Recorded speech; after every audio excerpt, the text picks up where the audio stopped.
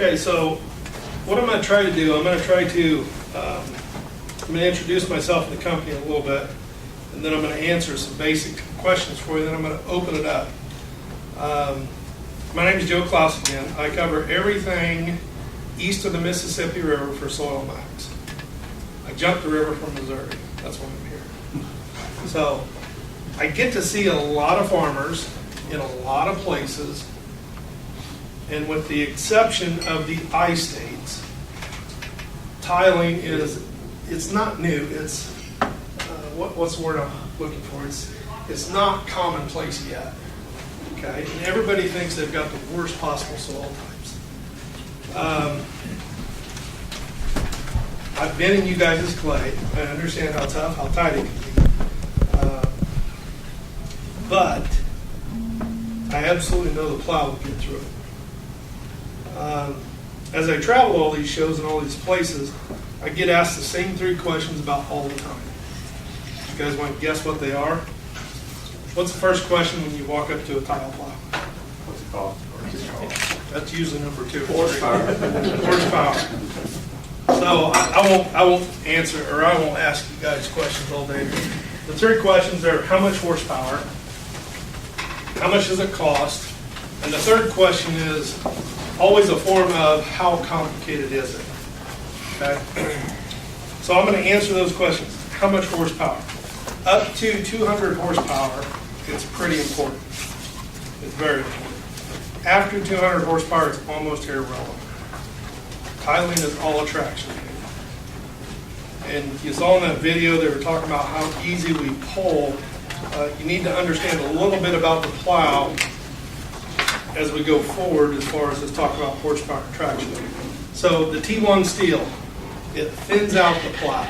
Our shank is literally 2 1/4 inches thick versus our closest competitor, which is about 4 1/2. Most of them are about 6. That's important because we're not trying to rip it through the ground, and when we do have to split the ground, it's only 2 1/4. The other thing about our plow is, if you understand what it's doing, it's cutting itself on grade with a knife face on a relatively sharp angle, then it starts lifting that soil. Even the tough clays, it just continues to lift that soil. What it does is it causes that soil to fracture. So most of the time, even on a very well-used plow, you'll see very little wear on the shank itself. The soil is literally broken open before the plow gets to it. Okay? Traction horsepower. I'm going to tell you guys that you realistically need to start with a tractor that weighs 24,000 to 25,000 pounds. A really big front wheel assist. Okay? I would prefer an articulated 4-wheel drive, something even heavier. But that's what you need. Second question, how much, well, let's cover how much it costs last. How difficult is it to use? Our company, a little bit of history, Soil Max was purchased by the guy who owns Ag Leader. His name's Al Meyer. Does anybody know what Al Meyer is famous for? Yeah, we got to know this one. I do. He's the guy that came out with the yield monitor. Oh, yeah. He built a yield monitor out of parts from Radio Shack because he thought there's got to be a better way to do it. Yeah. And they still got the one, and it works. And that's not as cool as they are now. But yeah, You remember what year that was? 94 or 6? 92. 92? Yeah. And he sold, I forget what the number was, like 13 the first year and then 70 the next year. And after that, what happened to it? It just started exploding. Because I'm guessing most of you guys in 93, 94 didn't have a yield monitor. I'm guessing about all of you do today, right? So, Al bought our company for one reason. He wanted the IntelliSlope, which you saw a little blurb on that, on there. And he's actually got it open to the right page. What page is it? They're not numbered here. 10? So, what the IntelliSlope is, it's the control system for the plow. And back to the how complicated is it to use question. This is the one key feature that Ag Leader and Soil Max have over the rest of the competition. That software was designed by the same guy that built the first Soil Max plow. he and his brother-in-law created it. His brother-in-law was a contractor for the government and helped fly Patriot missiles. So what they did is they used those same algorithms to fly tile through the ground, looking ahead, finding low spots in the top terrain, and shooting your tile through on a grade. Up until that point, I think tiling was probably a more complex procedure. It was something a contractor had to do. After that, with the advent of this technology, you can literally drive your field and push one of two buttons twice, measure the elevation of the field, and come back in and lay your tile. The limiting factor on accuracy is going to be your RTK correction. Okay? It's not going to be the plow. It's not going to be the technology. It's going to be how good is your RTK correction. So you need to partner with somebody like MFA, whoever you get in your RTK correction, make sure they understand what the building is. Okay? You need to be no further than 2 miles from your base station. Okay? So how complex is it to use? On average, once you buy the plow, it takes the dealer 1 day to teach you how to run it. Is that fair? There's going to be 3 or 4 hours hooking the iron up to the tractor, plugging the wires in, and then they're going to have to calibrate the plow, then they're going to expect you to have some tile that you can dig holes and start laying. It's literally a 1-day process. The last question I get asked all the time is how much? And I'm going to let Davin and those guys answer it. I think Kelly did a good job of segueing into it. But economic change and are changing fast inside agriculture. These are math problems you guys have to do for yourself. I firmly believe that it's 20%, at least 20% advantage if your soil is saturated that you can gain by putting tile in. So what's your corn yield? What's 20% of that? Even at 350, that's the dollars per acre that you're leaving on the field. So we can use the 11 bushel a day number, we can use 20%, but I think you guys owe it to yourself to at least have a hard look at your operation and find out if that is one of your limiting factors. I know a lot of Indiana are going back and splitting their 40-foot centers right now. They're going to counties. So, For irrigation or drainage? Or drainage. Maybe you just need that for drainage. And previous, we always kind of thought we were drying the soil out. Now we understand, as to what Dr. Nelson said, all we're doing is moving that water table. And the width of those spacings controls how fast you move the water table.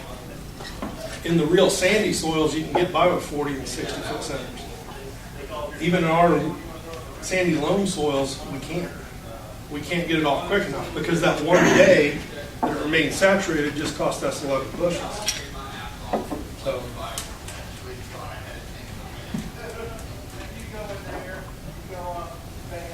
what's the minimum depth you guys can bury? You've seen tile buried at. Assuming it starts to heave at some point in time. so minimum depth is going to be more controlled by what you're going to do to that soil afterwards. This is in my mind. I always want about 24 inches of cover on the tile because I don't want some guy with a 1,100 bushel grain buggy out there mashing it flat because you can get some hydraulic pressure and flatten your tile out. So for us, minimum depth is somewhere around 24 inches. And the practice standard recommends 24 inches minimum backfill. So you pull up 606 and NRCS practice standards on drainage tile, they recommend that. I mean, that's just kind of a standard minimum depth backfill. So I'm sure, and I'm not a soil scientist, but I'm sure there's differences between different types of soil, how well they handle traffic. But I would tell you try to maintain 24 inches.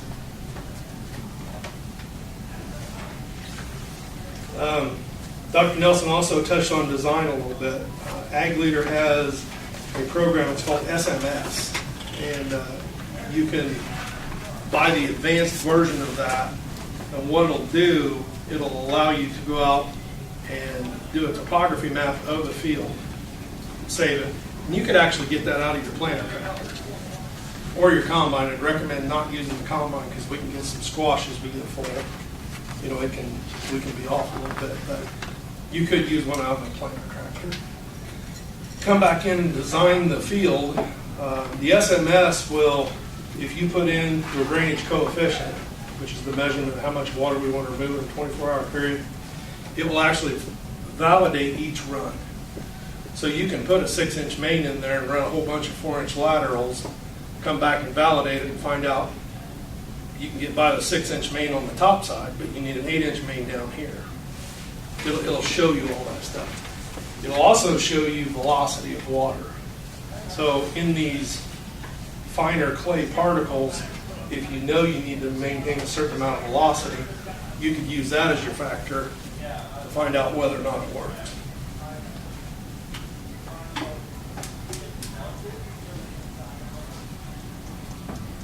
What else you want to cover, Dad? I think you hit most of it. Dave, and I don't want anybody, I mean, several of these guys have experience with our RTK network, and I don't want anybody leaving with the idea that, that you could hook onto that. Yeah, we need, Or the cores or anything. yeah, we need to use an in-field actual RTK base setup. So that's part of what is required. We have a, just for rough math, and this is rough, you know, pull type, plow, and the GPS equipment, we're looking at roughly $60,000. There's some other stuff with boots and whatnot, depending on what size you want to get. The lip type of the 3-point mounted is less expensive than that. But the GPS system is about half of it. If you've got an Integra and stuff already, you would be able to use that, of course.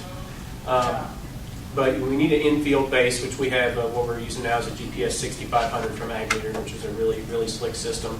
But you want to be in the field within 2 miles of this base.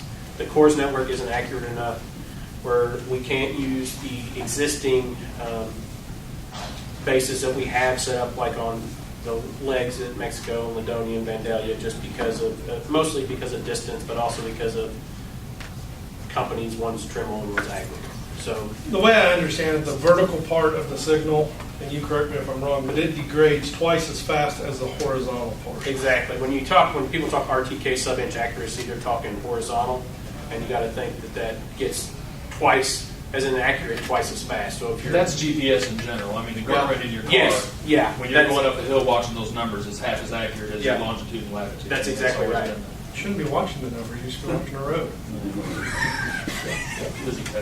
It is auto steer on. So we've got this is an example for our support level. We were we'd set up a guy up in Memphis, and he had he purchased a pull type plow from us, and we didn't go ahead and get the upgraded top link, which is available for John Deere tractors, which you need if you got a 3-point setup. And we got everything installed. We tested everything. We getting ready to run our first lateral, and we set it in the ground. Probably, I don't know, were we 4 foot deep? Huh? Is that 8-inch main? It was the 8-inch. I thought it was a lateral. It was an 8-inch main. Yeah. Well, we pulled them together about 5 foot and broke the top link. It was about 4 o'clock, and I've never seen a farmer as pissed off as this guy was when he broke that. Joe said, "It's all right. We make these all the time. We've got them specific for this." It's like, "Well, that doesn't help me today." And he goes, "I'll be back in the morning." He drove from Cahokia, Missouri to Brazil, Indiana, picked up the part, and was back at 8 o'clock in the morning to help us get going again. So our level of service from the Soil Maxing and Ag Leader is unmatched. And I think you all know what it's like with Billy and Scott. And when they need you, when you need them, they're pretty much there. So it's I guess what I'm trying to say is we have good service for that aspect of it. SoilMax has hired a guy that will basically, whenever we install it, we can get him to come, and he will basically be in the field with us until you say go away. I understand what I'm doing. How big a main can you put in with this? Up to 10 inch. 10 Up inch. to 10. Yeah. So the one thing you've got to understand, please understand this, the wider you go, usually the deeper you go, because it's a main, and you've got to have some offset for your laterals to get in there. So the wider that you go, usually the deeper you go, the more traction you need. With a 10-inch main, even with a big four-wheel drive tractor, you're either probably going to pre-rip it, run through their 4-inch boot on grade once, and come back with a 10-inch boot, or you're going to hook two tractors to plow. Not to each other, but to the plow. I don't know if it shows it, but there's a piece of steel on the underneath side of the part that goes back. That's where you hook into. So you got two tractors pulling on the plow, and not tractor pulling on tractor pulling on plow. Drainage is a big issue everywhere, guys. I mean, Wisconsin, Minnesota, everywhere I go, guys want to know why, why haven't we been doing this? Why is it just the I-states? It's a big issue, and it makes a huge difference on every acre you pattern tile. And you guys help me. What's the number? Is it 20? Is it 20%? Is that fair? Yeah. Pick a number. I mean, no. Increase in productivity. Just getting rid of the saturation level. Absolutely. Whoa, excuse me. I was with him. See you guys. No, that's all right. I should have phrased the question better. So, removing the saturation level to a predetermined depth, i.e. pattern tiling, what is the increase in productivity? You've got some tile on the ground, right? Yeah, What do you think the number is? 2013, it was 40 bushel difference on corn. Okay. What'd your corn average? I mean, is it a 20% bump? The field in 2013, this is over the old clay main, so it shouldn't be quite as efficient as the new tile, I would hope. I mean, is 40 bushel a fair number? The field average 165 and 13, and when I got to the clay main, it was over 200. Okay. Let's use 40 bushel then. It was enough of a shock. I thought something was wrong with the yield monitor. I know we're not in Wisconsin, but I had a photojournalist contact me and another dealer to go write an article for Wisconsin Agriculturalist. That number's better up there. I mean, it's 60 bushels. But I'm saying 40 is a fair estimate. Well, Kelly showed, one of his slides showed 35 and cutting them so long, so. The question is speed of installation and the reaction of hydraulics. Okay. And I think it's always good to give those Okay. guys a feel for how the recommendation on that. Okay. Because it's not something you plow in a high speed. So let's think about corn planters and other types of devices where we're trying to get precision accuracy. Slower is usually better, right? On a tile plow, 1.8 miles an hour is a magic number. Anything past that, the hydraulics have a hard time reacting to the electronic signal quick enough. Okay? We tell guys a mile to a mile and a half an hour. When you survey back or survey your line, don't do that any faster than twice as fast as you're installing tile. So go a mile and a half an hour maximum and 3 miles back surveying. Something to keep in mind is you do not have to lay out in like SMS or something your tile lines if you've got an idea of what you're trying to accomplish. You can, in the field, you can physically, you'll survey the line, you'll go from where you want to end back to your main, turn around, and you'll lay in and start there, and it'll survey that line in, and then you'll enter your parameters, how much slope you want, what pipe you're using, everything, and then it'll give you your control when you'll set down in the hole. Once you get within, I think it's 3 inches of your 2 inches, or you get really close to that, and you hit install, and it's going to, from then forward, the electronics take over everything. You don't really do anything but drive. I was getting to a point with that. So 40 bushels, let's back off that. Let's say I'm half accurate. Let's call it 20 bushels. And this is the question I posed to guys in Illinois last year. If you truly believe you're losing 20 bushels an acre,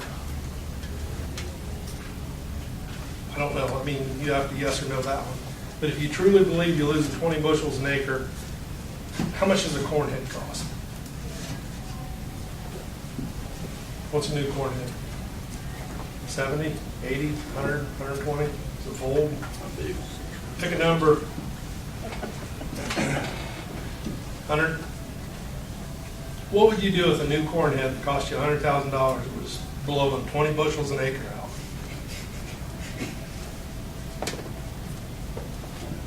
No, You get rid of it. I'm not trying to be a smart aleck, and I'm not trying to push you guys too hard, but this is a $60,000, $70,000 investment. Worst case scenario, it's going to gain you 20 bushels. That's why I was saying the economics, it's hard to chase that because corn price is doing this, and input costs are doing this. The only thing we can control is how much we do and how good we do it. This is a tool that can change your farm. So it really blew up. This is the last thing I'll give you. It really blew up in 1997, 1998. Tile plows did. Farmer pulled tile plows. And it was because of the technology, one, but what was the other weird thing? I gave you a hint earlier. What did Al Myers do? So that changed how we looked at stuff, didn't it? Instead of pulling out of an 80-acre field and gathering all the tickets up and calculating how many bushels to the acre we made, we started looking at stuff in a microcosm. Now, if you'll take those yield maps and you'll go back and study them, have one of these guys come out and run an elevation on one of your fields. Start looking at what your elevation does and what your yield does. And this saturation is costing you guys a lot of money. So, What's the cost of 3-inch tile or 4-inch tile? you know, it's all over the board. 4-inch, the last I heard around me, 4-inch tile was going for 34.5 cents. So I'd guess 3-inch, and we don't do a lot of 3-inch around us. I'm going to guess it at 28, 29. I don't know. That's just a slot, so I got a sock on. No, it's not a sock. Does pre-ripping usually solve the problem of installing a main, or is it the 2-tractor thing? You know, and that's going to be a personal preference thing. Because there's a certain amount of time, I'll come back to that. There's a certain amount of time it takes to hook 2 tractors to the plow. And do you want to waste that time and go get another tractor, or do you want to pre-rip it? If you pre-rip it, you may lose some traction because you're running that track once already. So it really turns into a personal preference. I got guys who feel very confident on both sides of it. I mean, it's a hard one to answer. I personally like hooking 2 tractors to the plow. And the reason I like that is you can go into the software. If you know on your 9410, you can always pull the plow at 52 inches with your 8-inch boot. I'm just making numbers up, but if you know you can always pull 52 inches, but your run shows you have to be 56 inches at 834 feet, and it shows you all that, and you know you have to be that deep, you get the tractor. Because you know ahead of time you're going to need to, most likely you're going to need a pre-rip. And you just hook them together and go. But most guys will set that maximum working depth either at the clay pan layer. Say I never want to get below whatever that magic number is, or I can never pull the plow without hooking 2 tractors together or pre-ripping at whatever that magic number is. So it gives you another safeguard. All that stuff is editable when you go in there to install it. You say, I want my maximum depth to be this, well, my minimum depth to be this. I want to make sure I keep a 1/10 of fall or a 1/10 and a half or whatever your number is. That's all set in there, and then the system takes over.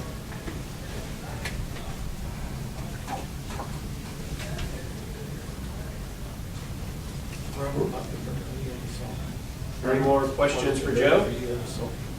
We're gonna have a couple of, at least one day this late summer. Yeah, we're planning, we're getting it put together, but we're planning to have a demo around Mexico,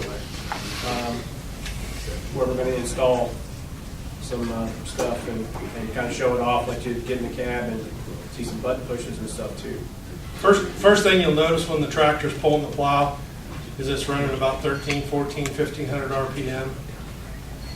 And there's just, it's pretty anticlimactic. When you run into something stubborn, it just very slowly starts moving. It's not like a tractor pull.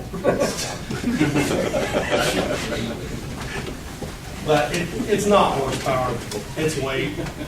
Weight and traction. Yeah. If you got an IVT, I think it's worth about 5,000, 6,000, 7,000 pounds of weight up front, because you can slow down. And if we slow down, we allow that soil time to react to what the plow's doing to it. We're trying to lift it and cause it to fracture. The slower we go, the easier it fractures. So with an IVT, you can back down to 0.2 of a mile an hour and get through something. I encourage you to take a look at it back home. Some of the products I sell and some of the business I've been doing with you on is our nitrogen stabilizer. Scott asked me to just to reiterate those benefits to you. We've got two products. One is N-Serve, of course, and anhydrous ammonia. The other is Instinct. Instinct's our new formulation that we can use with liquid nitrogen, urea, and manure applications such as hog manure. But if you would take the literature piece and just open a spot up, it's a trifold, and just unfold it. Just to reiterate real quick, N-Serve does not tie up your nitrogen. It simply controls the bacteria, nitrosomonas bacteria that converts ammonium to nitrate. So if we can get that ammonium ion to stay positively charged, it's going to adhere to your clay particles in soil and thus not get away from it. Another way of saying it is you hear nitrates in groundwater, you don't hear of ammonium in groundwater. So we want to stabilize the anhydrous so it doesn't leach. Flip over to take your right hand side there and flip it over. Yield data, the N-Serve's been out a good 35, almost 40 years now. If you boil down all the data, university data, Dow data, private research data, the good, the bad, and the ugly, consistently, on average, N-Serve with and without N-Serve treatments in the fall is going to give you a 7% yield increase, a 5.2% yield increase on your corn hybrids with a spring applied application, and a 3% yield increase on a side dress application. So thus, on a percentage basis, as we get higher corn yields, thus N-Serve becomes more profitable for you to use on your farm. So nitrogen loss does not know the calendar, does not know the price of corn, does not know the price of anhydrous, but it does know when it gets warm and wet, and typically that's when corn grows in central Missouri. So when you go to the field, put on some ammonia, put on some anhydrous. Doug asked you to use N-Serve, and Matt and Ryan asked you to use N-Serve. By all means, I'd like to have you say yes, because it's going to be profitable for you in your operation. The other thing is, typically, because we keep the nitrates from happening in the soil, corn plant won't pull up the nitrates. We typically will give you a healthier stalk. And with that healthier stalk, you get a point jar corn harvest. So in tougher economic times, I always like to stress that the N-Serve is going to give you about a point jar corn harvest. So because we're not getting a bunch of nitrates trapped in that corn stalk and getting stalk decay. Typically, that's about 20% corn and higher. I mean, if you're picking 20, 21, 22% corn, then we're going to be a point jar corn harvest. Obviously, if you're harvesting 17.5% corn, we're going to be probably half point drier. So, but what's dry down now? 6 cents, 8 cents? 6 cents a point on moisture. I mean, that'll more than pay for the cost of the N-Serve, and the yield advantage is between you and the good Lord. Okay. I always tell everybody I enjoy my job because I have, opportunity of working with friends and neighbors and good farmers in the morning, and by nightfall I end up praying to the good Lord just like the rest of you. So it takes a function of both, a good customer like yourself and Mother Nature to cooperate to raise the crop. So appreciate your business. Keep me in mind when you go to the field, and have a safe spring. So I'll be around later if you got any questions. Anything I missed? Instinct, we got a new label on Instinct. We can top dress wheat. When you use some urea on your wheat, 37 ounces to the acre, we can top dress your wheat with Instinct and stabilize your nitrogen that way too. So, anything else, Matt? Yeah, if we get, that's a good point, thanks. If we get rushed and we got a hammer in the crop, put some urea on, put some 28 on, and skip out on the ammonia. MFA's got Super U on hand. We've got a label where we can take Super U, then you can use 20 ounces of Instinct. Super U is going to help you on volatility. The Instinct's going to help you on leaching. So, just like the insert. So, if Matt and Doug talk to you about using 20 ounces of Instinct with Super U, by all means use it, because it's going to help you out on leaching. So, stabilize that nitrogen. Thanks, Matt. Appreciate it. Anything else I've missed? Thank you, Ralph. Right. Thank you, guys. Great job.